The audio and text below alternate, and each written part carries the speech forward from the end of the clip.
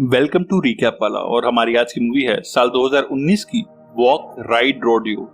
ये एक बिल्कुल सच्ची कहानी है एक उभरती हॉर्स राइडर और बैरल रेसर एम्बरली स्नाइडर नाम की एक खूबसूरत यंग लड़की के बारे में, जिसने 19 साल की उम्र में एक कार एक्सीडेंट में अपने दोनों पैर खो दिए और अपनी सारी लाइफ व्हील चेयर पर बिताने की जगह एम्बरली ने बेहद मुश्किलों के बाद वो किया जो उसकी उम्र के फिट और हेल्दी लोग भी नहीं कर पाते। तो चलिए चलते हैं सीधे अपने आज के वीडियो की तरफ। और अगर आपको इस तरह के मूवी एक्सप्लेनेशंस पसंद हैं तो प्लीज मेरे इस चैनल को अभी सब्सक्राइब कर लीजिए। तो ये कहानी शुरू होती है साल 2010 में अमेरिका के कोलोराडो स्टेट से, जहां हम 19 साल की एम्बरली स्नाइडर को देखते हैं जो अपने घोड़े पे एक बैरल रेस के लिए यहाँ आई है। अमेरिका के सभी ग्रीन स्टेट्स जहां फार्मिंग होती है, वहां यंग लड़कों में बुल राइडिंग और लड़कियों में बैरल रेसिंग एक बेहद फेमस स्पोर्ट है। और एम्बरली ऐसी ही एक बैरल रेसर है जो एक बेहद तेज और कमाल की घुड़सवार है।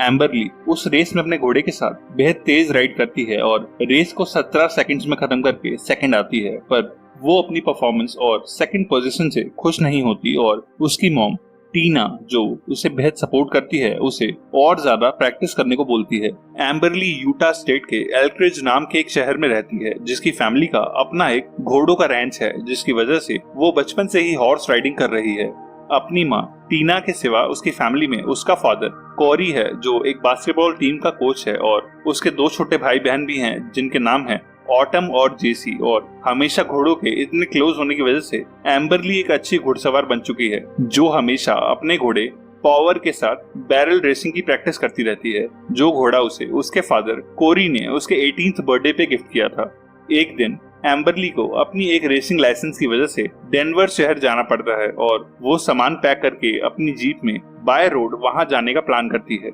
उस रोड ट्रिप से पहले उसका फादर कोरी भी उसे हवाई से कॉल करता है, जो एक स्कूल ट्रिप पे वहां गया होता है, और वो उसे बताता है कि वो 1 महीने बाद वापस लौटेगा। एम्बरली अपने पेरेंट्स से गुड बाय कह के अपनी जर्नी शुरू करती है और कई घंटों तक हाईवे पे ड्राइव करने के बाद एक जगह पे उसकी जीप का जीपीएस सिग्नल चला जाता है और सही रास्ते के लिए वो अपनी सीट बेल्ट हटा के कार की रियर सीट पे पड़े मैप को उठाने लगती है, जब उसकी जीप का एक टायर रोड से उतर जाता है और एम्बरली के अपनी जीप को कंट्रोल करने से पहले ही उसकी गाड़ी पलट जाती है और वो जीप से बाहर उछलकर एक फार्म की कांटों वाली बाउंड्री से टकराती है और उसे बुरी तरह चोट आती है। जिसके बाद वो नोटिस करती है कि लोहे की तार के टुकड़े उसकी बॉडी में जगह जगह घुस गए हैं और वो अपने पैरों को मूव नहीं कर पा रही। ये एक्सीडेंट एक सुनसान जगह हुआ होता है और एम्बरली का फोन भी उससे दूर गिर गया होता है, इसीलिए वो मदद के लिए वहां से किसी के गुजरने का वेट करने लगती है। और कई मिनटों के बाद हाईवे से गुजर रहे एक हस्बैंड और वाइफ उसकी जीप को देख के वहां रुकते हैं और एम्बरली को देखते ही वो लोग पुलिस को कॉल करते हैं।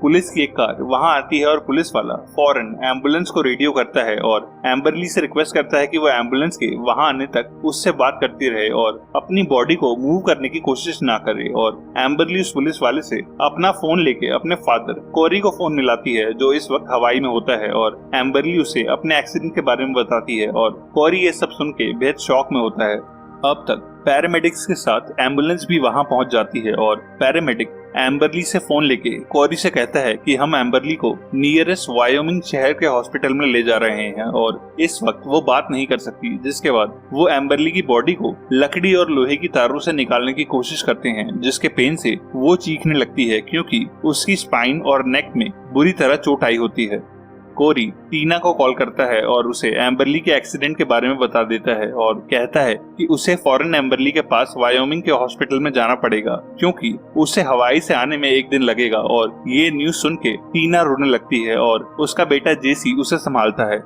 उधर एम्बरली को एम्बुलेंस से वायोमिंग के एक हॉस्पिटल में लाया जाता है और होश में होने की वजह से वो बेहद डरी हुई होती है क्योंकि आज से पहले वो कभी हॉस्पिटल में एडमिट नहीं हुई होती और हॉस्पिटल के डॉक्टर्स उसे सर्जरी के लिए रेडी करने लगते हैं। टीना अपनी एक फ्रेंड के साथ फॉरेन वायोमिंग के लिए निकलती है, जब रास्ते में उसे एम्बरली के एक्सीडेंट वाली क्रैश साइट नजर आती है और एम्बरली की जीप और सामान की हालत देख के वो रोने लगती है क्योंकि उसने नहीं सोचा था कि एम्बरली का एक्सीडेंट इतना सीरियस होगा।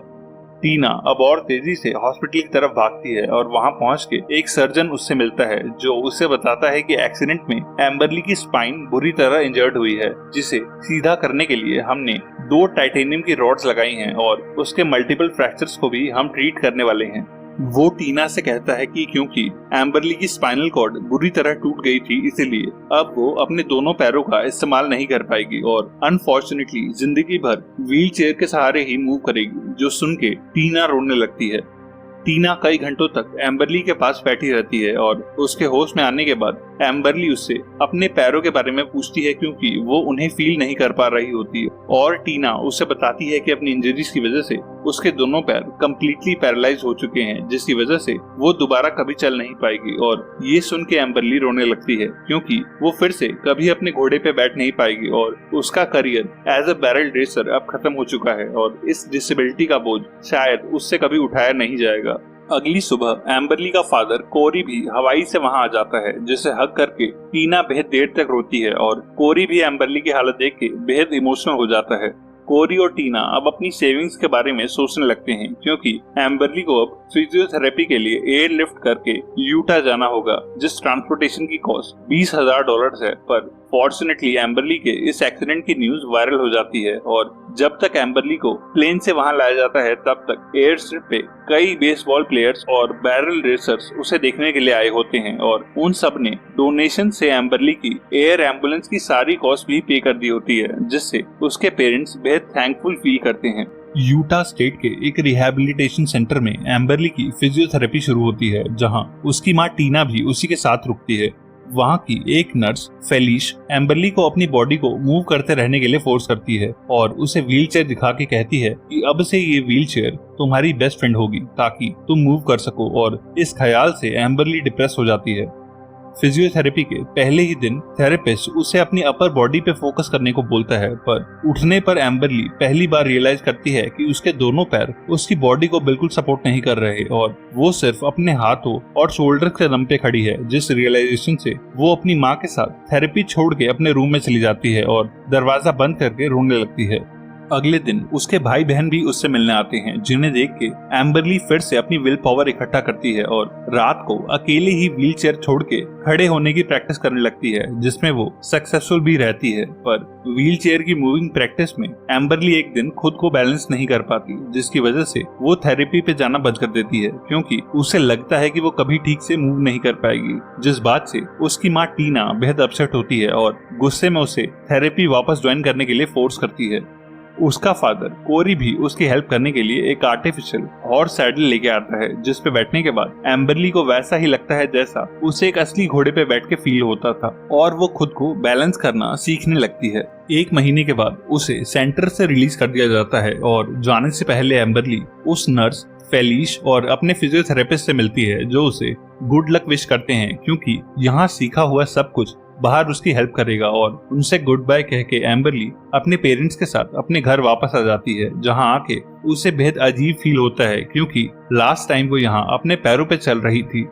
अगले दिन जब एम्बरली की माँ कुछ सामान खरीदने सुपरमार्केट गई होती है, तब वो अपनी व्हील चेयर पे घर से बाहर आती है और अपने फार्म के घोड़ों से मिलती है, जहाँ उसका घोड़ा पावर उससे ठीक से नहीं मिलता, जिससे नाराज होके वो वापस जाने लगती है। पर उसकी व्हील चेयर का एक व्हील मिट्टी में फंस जाता है और ज्यादा पुश करने पर वो व्हील चेयर से नीचे गिर जाती है। पर उसी टाइम एम्बरली की माँ घर वापस आ जाती है, जो उसकी हेल्प करके उसे घर के अंदर ले जाती है, जहाँ एम्बरली कहती है कि वो अपने घोड़ों पे दोबारा बैठना चाहती है और टीना कहती है कि वो उसकी पूरी हेल्प करेगी। अगले दिन टीना और अपने भाई जेसी की हेल्प से एम्बरली महीनों में पहली बार पावर के ऊपर फिर से बैठती है, पर वो ये रियलाइज करती है कि अब वो पहले की तरह घोड़ों को अपने पैरों से कमांड नहीं कर सकती, जिसकी वजह से वो राइडिंग के टाइम पे अपनी स्पीड कंट्रोल नहीं कर पाएगी। और एम्बरली नर्वस होके पावर को राइड करने के बजाय अपनी माँ को उस पे से उतारने के लिए बोलती है और वो डिसाइड करती है कि वो आज के बाद फिर से कभी हॉर्स राइडिंग ट्राई नहीं करेगी। हॉस्पिटल से वापस आने के बाद से ही एम्बरली को टेट वॉटकिंस नाम के एक लड़के के ईमेल्स आ रहे होते हैं, जो उसे अपने कॉलेज की एक कॉन्फ्रेंस में एज अ स्पीकर इनवाइट कर रहा होता है। और कई दिनों तक उसे अवॉइड करने के बाद एम्बरली उसे एक दिन स्काइप पे कॉल करती है और जल्द ही वो दोनों वहां बातें करने लगते हैं। और अपने एक्सीडेंट के बाद टेट उसका पहला फ्रेंड बनता है, जिससे वो अपनी थॉट्स शेयर करने लगती है।